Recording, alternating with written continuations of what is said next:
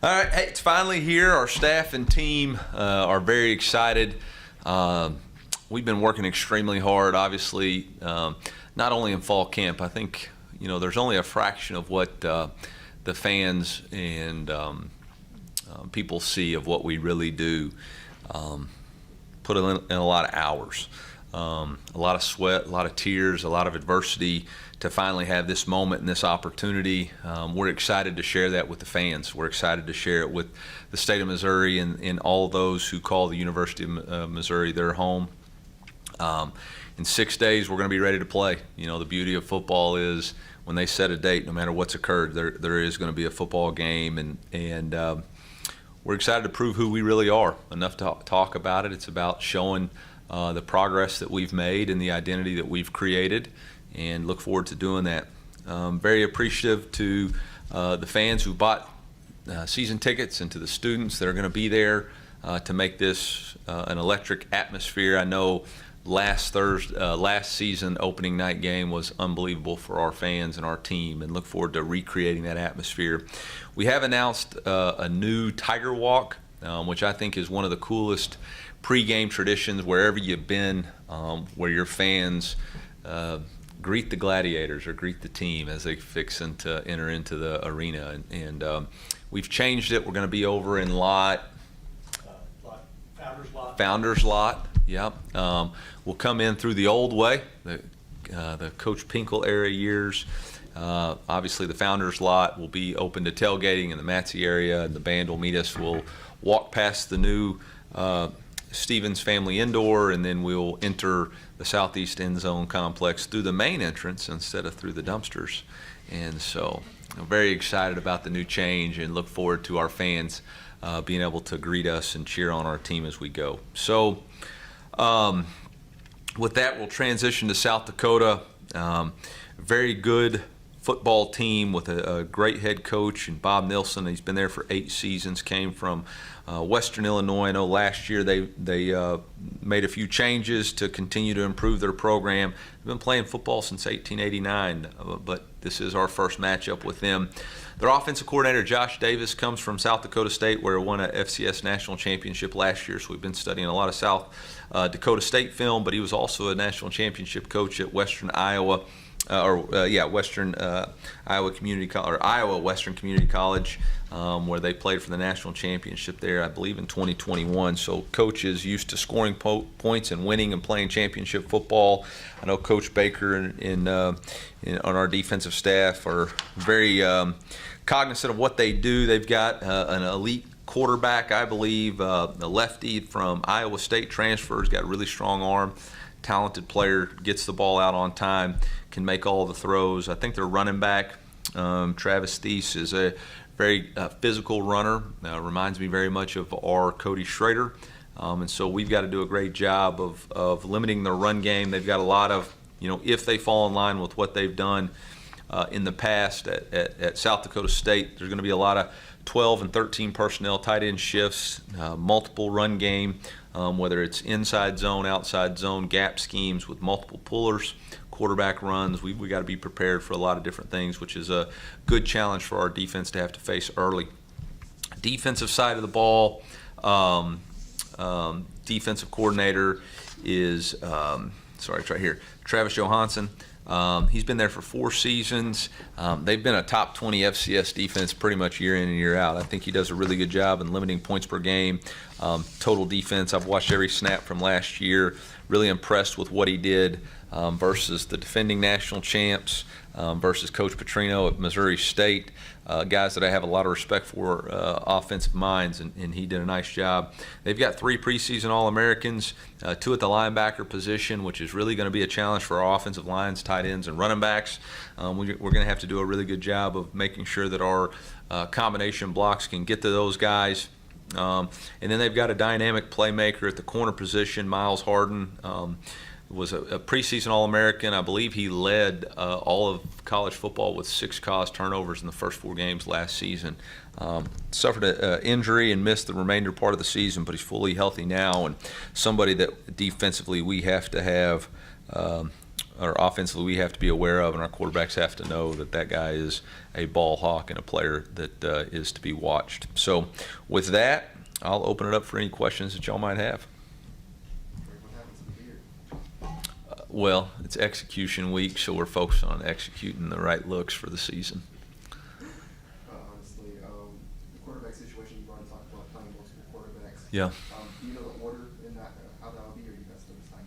Yeah, and I know what play we're calling first too, but I'm not going to tell you. So, I think, look, I want to be as forthright of information as we can, but I'm never going to put our program in jeopardy or give away competitive advantages. So I've already said that multiple quarterbacks are going to play. How we do that and what we do there is going to be information that we'll give, and you can either buy a ticket and see it firsthand, or you can catch it on the X feed. But I'm not going to preview it early for anybody. It's called the art of suspense. We're trying to sell tickets, man. What is the coaching and conversation like for the rest of the offense on how you execute with two different quarterbacks in the same game?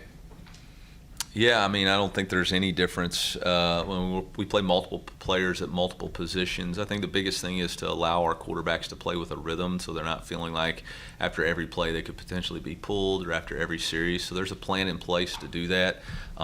They all have the game plan that they're going to execute. I think our offensive coordinator and offensive staff have done an excellent job with the plan and know what players are comfortable with and what opportunities we're going to give them. But, I don't think there's anybody that's really nervous, like, oh my gosh, with this quarterback's in, it's going to be this, or it's not like we're going to run the triple option or wing T with one quarterback and spread no huddle with the other one. So we're going to execute our offense, and whoever continually, I said this yesterday, somebody asked about this. The reality of it is no quarterback took themselves out of the race.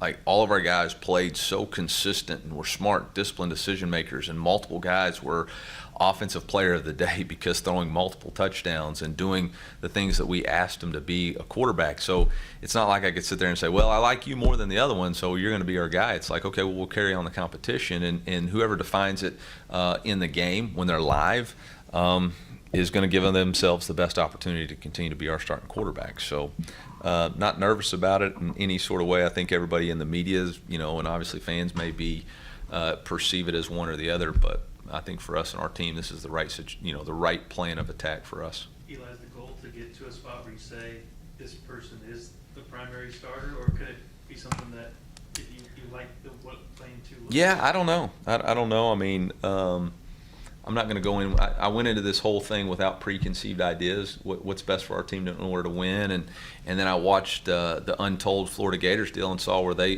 played multiple quarterbacks, and I thought, well, crud, they did it in 06.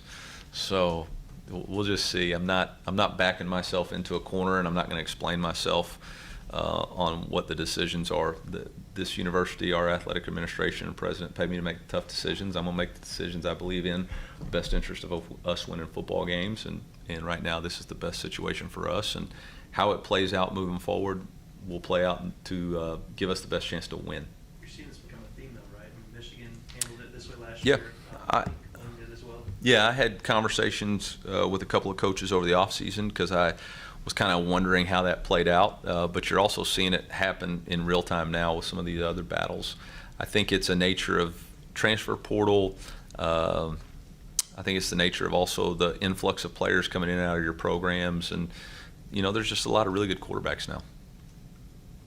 Eli, what are the big things you hope to see from this offensive line on Thursday as they kind of continue to finish? Yeah, I think it always starts with establishing the line of scrimmage. You got to be able to effectively run the ball on first down.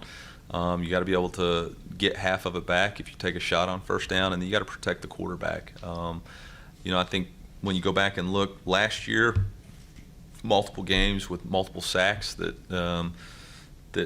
and hits on quarterbacks that just can't happen. And so that really for me is, do we have five guys playing as one, orchestrating an effective run game and protecting of our quarterback?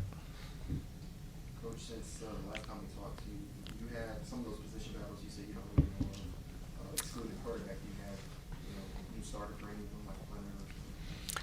Yeah, the punt race, to be honest, was really tight. We went outside yesterday and punted, and one guy separated himself. We're going to go through again Sunday. And really, that's going to be the last opportunity to identify who the starter is, and we'll have that information probably Sunday.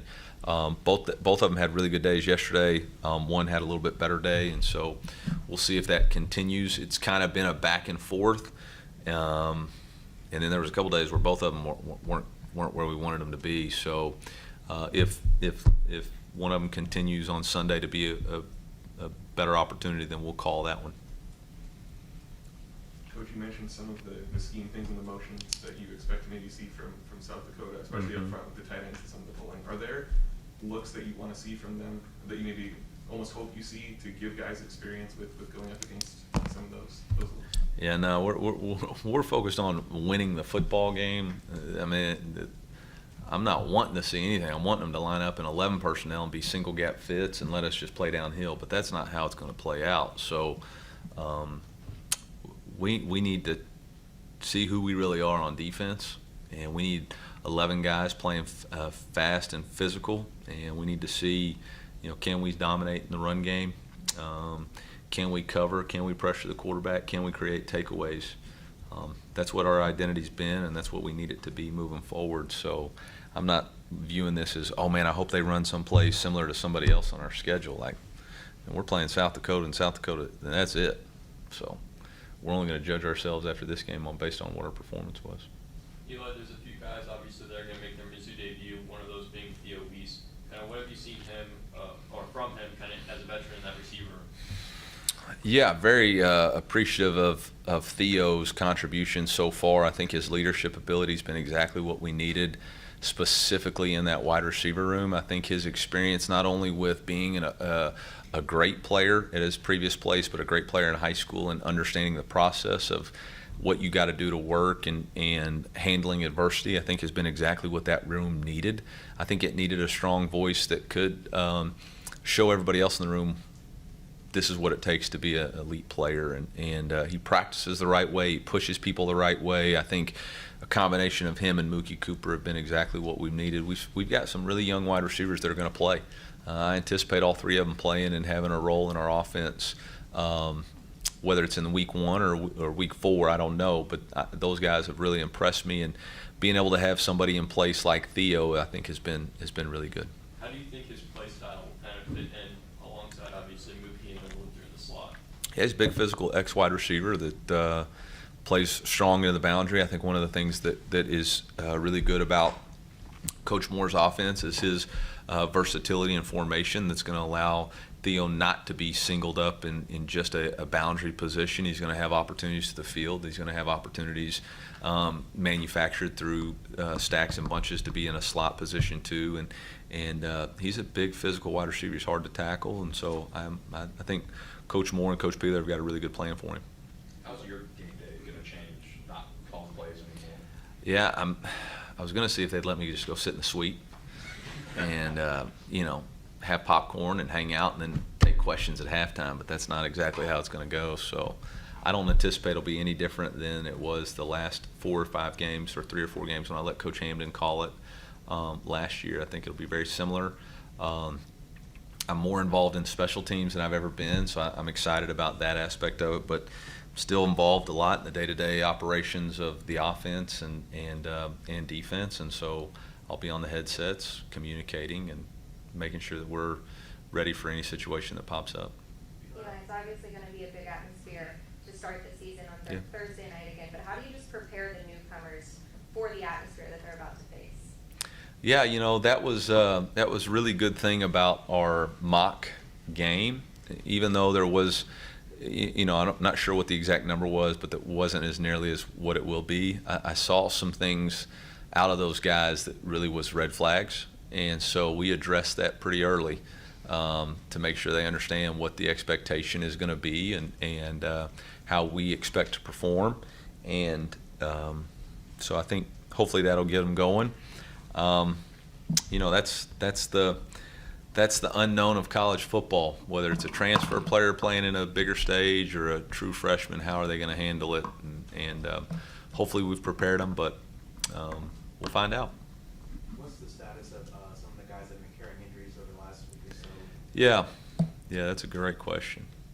That's a great question. Chad Bailey. Yep. So Chad Bailey actually is undergoing a procedure today. We anticipate he'll be out for 21 days, maybe less, maybe more. It's a procedure. So disappointed for Chad. I know he's worked really hard to be a great leader, obviously captain. He's one of the best returning Mike linebackers in the SEC, which puts you in some rare air, in my opinion, in all of college football. But he's attacking it. He's got the right mentality. He'll be back as soon as possible. So, disappointed for him. But, Day-Day's done a really good job. Damian Wilson's done a really good job. Chuck Hicks has done a really good job stepping up in his absence. And it's, we've been kind of in this mode all of fall camp. So those guys have gotten the majority of the reps. I don't anticipate, other than Chad and Isaac Thompson, anybody else to be unavailable for week 1. And I don't anticipate that anybody that is projected to be a starter outside of that won't be playing as a starter in week 1. Obviously, we still got 5 practices left, and we practice hard. So maybe, I hope nothing changes. But as of right now, those would be the only 2 injuries that we've been very fortunate. Eli, you talked about building depth kind of throughout your tenure here. Now, having seen the team through fall camp, just how do you feel about where the team stands in terms of depth in year 4? Yeah, I think there's a lot of really good competitive depth. I think you could ask me about a single position, and I'm not sure that I wouldn't say that the backup is not a quality player that probably at some point would deserve the opportunity to start. And I don't think I've ever been able to say that before since I've been here. We've got 32 players on our team that have started 5 or more games in their collegiate careers. That's hard to do. I think that translates to being better on special teams. And so I'm cautiously optimistic about what that will look like and the progress that some of these guys who, I was worried that some of the guys, specifically like a Marcus Clark might go, I'm a backup to JC or to Ennis and KD, so I'm not going to play. That guy's had an outstanding camp. Has worked extremely hard, has been very difficult for our wide receivers to go against, has been on every special team. I can't say enough positive things about him. There was a point in camp where Realist George and Josh Landry were the 2 best interior guys, and so they moved ahead of Jaden and Christian. We consider to have 4 starters at the defensive tackle position. Like I said, Chuck Hicks and Damian Wilson have performed so well that I think we'll be. You're always going to miss a Chad Bailey, but that we're confident. Like I told Damian, you played every snap in the Georgia game. You're ready for this moment. Sidney Williams is pushing Dalen Carnell. Trevez is pushing Joseph Charleston and JC to get back because they look out there and see Trevez making plays going, oh my goodness, if I don't get back, those guys could play without me. And, I think Joe Moore and Niles Gaddy have really pushed Johnny Walker and Darius Robinson on the offensive side of the ball. Mekhi Miller is a guy who will play a lot in our 4 wide receiver sets, but can play a lot of different positions. At the wide receiver room, you got Cody Schrader and both Nathaniel Pete, and then you got a young guy named Jamal Roberts that's doing everything just right. So you feel good about that. You got Marcellus Johnson that can play both tackles and guard. You got Cameron that's playing center and guard. So you got 2 freshmen, and Brett Norfleet and Jordan Harris, that have earned their opportunity. They're going to play in this first game and have significant roles, in my opinion. So I think all of it's been really good, and I've been proud of those guys to buy into the mindset of always compete. Well, that's kind of cliche this time of year, but you don't get preseason games and joint practices and stuff. So how excited is your group to see somebody else? Yeah, I think they've talked as much trash as they can possibly talk to each other, So, we are a very competitive program.